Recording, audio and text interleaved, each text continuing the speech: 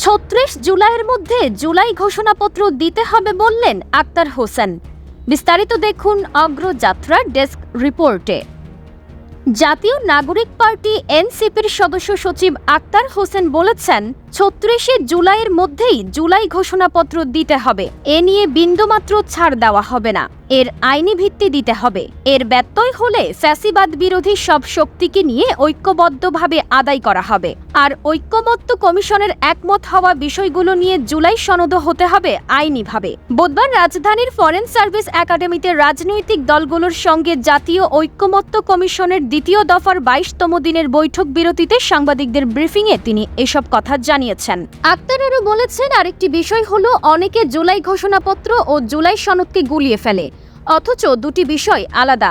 সনদের মাধ্যমে রাষ্ট্র কাঠামোর বিষয়গুলো সন্নিবেশিত হবে, আর ঘোষণাপত্রে জুলাই আন্দোলনের ঘটনা প্রবাহ।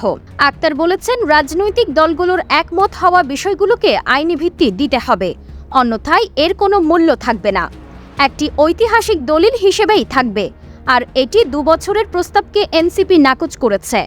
এমনটি হলে আমরা সই করব না, কারণ পরবর্তী সরকার এর স্বীকৃতি দেবে।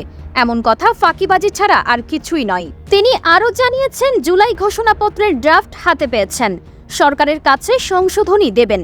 তিনি জুলাই সনদের সাংবিধানিক স্বীকৃতি দাবি করছেন।